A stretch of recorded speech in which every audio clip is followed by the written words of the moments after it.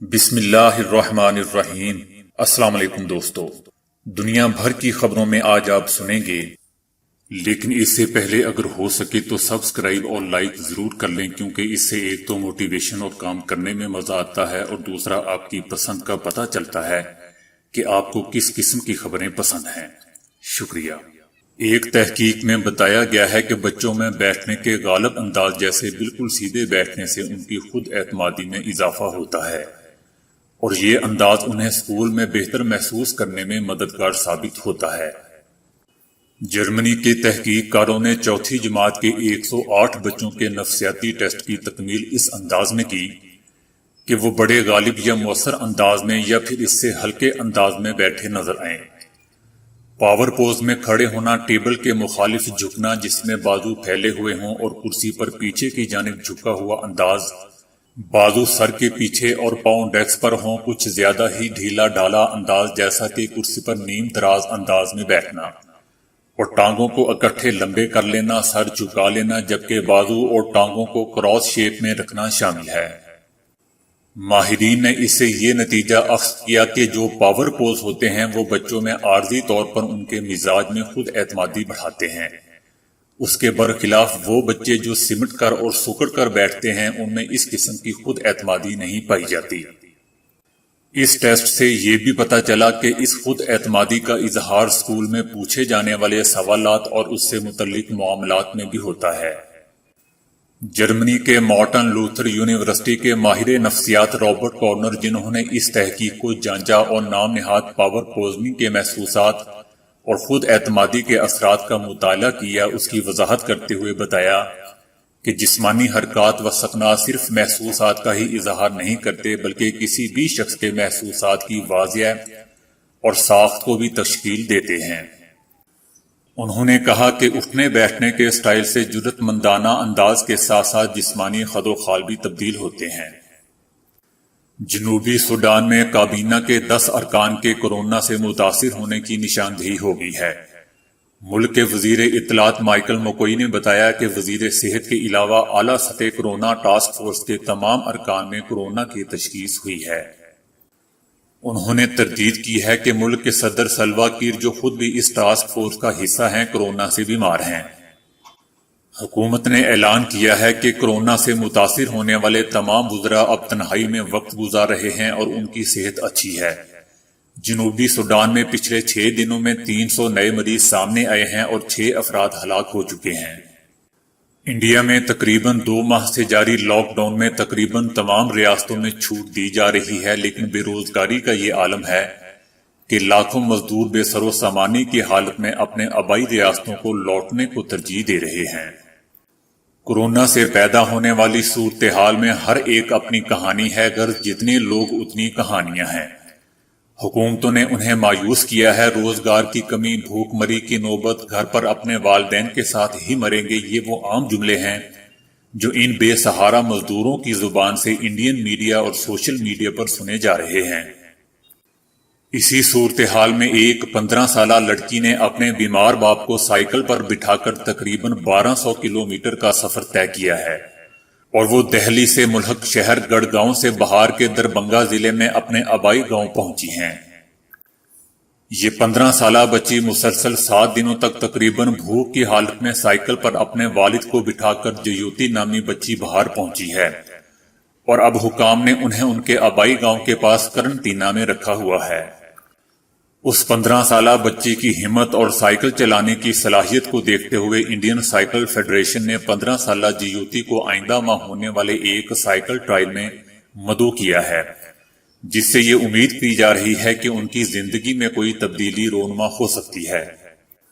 باپ کا روزگار ختم اور آمدن نہ ہونے سے فاقہ کشی کی نوبت آ گئی اور مکان مالک نے کرائے کے لیے تنگ کیا تو دونوں باپ بیٹی کے لیے برداشت سے باہر ہو گیا تھا۔ موہن پاسوان نے کہا کہ انہوں نے ایک وقت کے کھانے کے لیے اپنی دوا تک لینا بند کر دی تھی کہ اس پیسے سے ان کے لیے دن بھر میں کم از کم ایک وقت کے کھانے کا انتظام تو ہو جائے گا۔ چھوٹی سی بیٹی جیوتی نے بتایا کہ انہوں نے سب سے پہلے قرض لے کر سائیکل خریدی اور پھر وہ اپنے وطن کے لیے نکل پڑی، کیونکہ ان کے خیال سے ان کے پاس کوئی دوسرا راستہ نہیں تھا، تمام ٹرینیں اور بسیں بند تھیں۔ وہ دن میں 30 یا 40 کلومیٹر سائیکل چلاتی تھی۔ اس چھوٹی بیٹی نے بتایا کہ جہاں کہیں بھی مفت کھانا تقسیم ہو رہا ہوتا وہ وہاں رک جاتی اور اس طرح وہ دونوں باپ بیٹی تقریباً 8ویں دن اپنے گاؤں پہنچ گئے۔ ان کی کہانی کسی طرح انڈیا کی سائیکل فیڈریشن کو پہنچ گئی اور فیڈریشن کے ڈائریکٹر وی این سنگھ نے کہا کہ اس لڑکی میں ضرور صلاحیت ہوگی جس نے یہ کارنامہ انجام دیا ہے۔ انڈیا میں اس قسم کی نہ جانے کتنی کہانیاں ہیں۔ ایک معذور ماں نے لاک ڈاؤن کے وسط میں اسی طرح مہاراشٹر کے شہر پونے سے امروتی کا سفر تقریباً 1200 کلومیٹر کا کیا تھا۔ اس نے یہ سفر اپنی سکوٹی پر کیا اور اپنے بیٹے کو لاک ڈاؤن کے دوران گھر واپس لانے میں کامیاب ہوئی تھی۔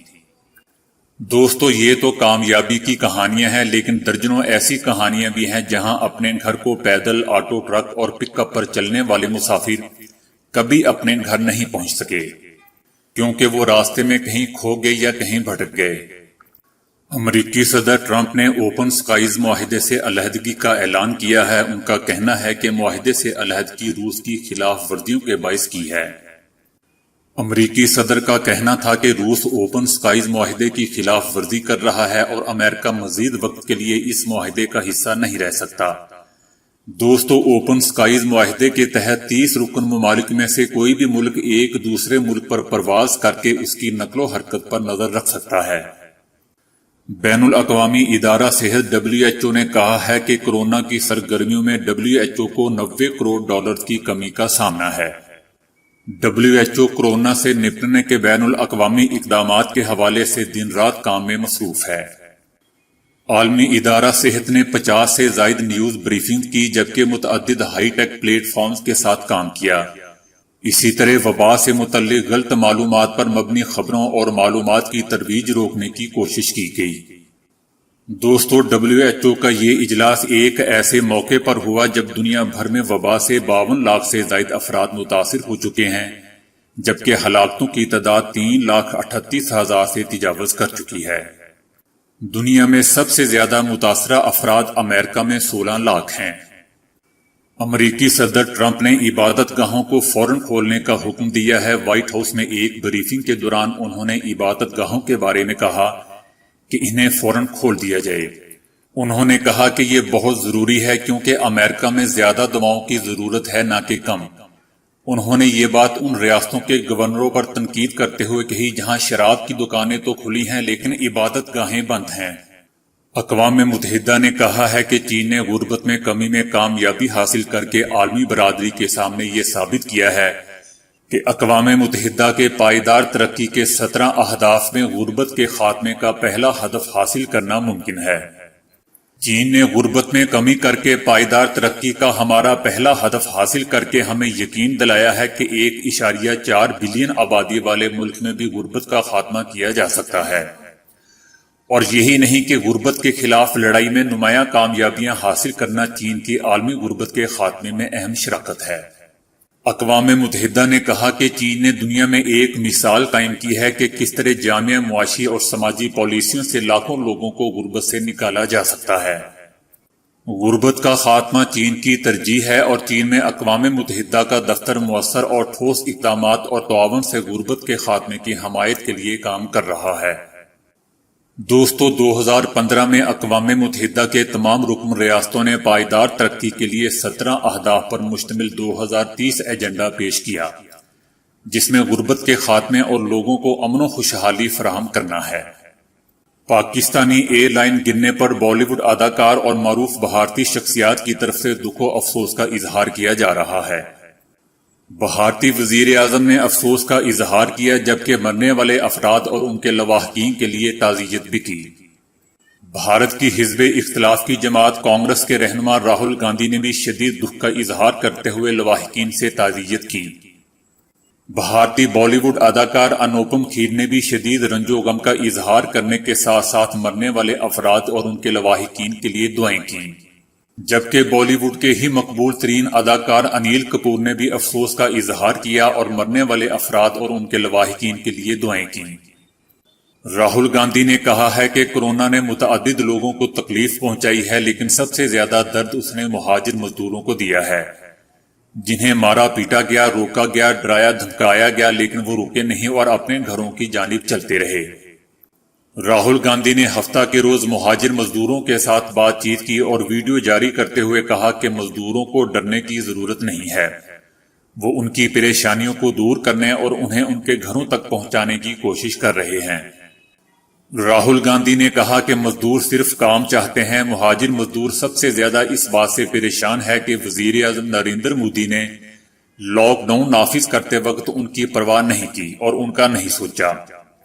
کانگریسی لیڈر نے کہا کہ لاک ڈاؤن نافذ کرنے سے پہلے پی ایم مودی کو یہ سوچنا چاہیے تھا کہ اس ملک میں غریب بھی رہتے ہیں جو دن میں کماتے ہیں اور شام کو اسی کمائی سے پیٹ بھرتے ہیں۔ انہیں غریبوں کا دھیان رکھنا چاہیے تھا اور اسی لحاظ سے فیصلہ کرنا چاہیے تھا، لیکن وہ ہمیشہ کی طرح اچانک ٹی وی پر آئے اور ملک بھر میں لاک ڈاؤن نافذ کر کے چلتے بنے۔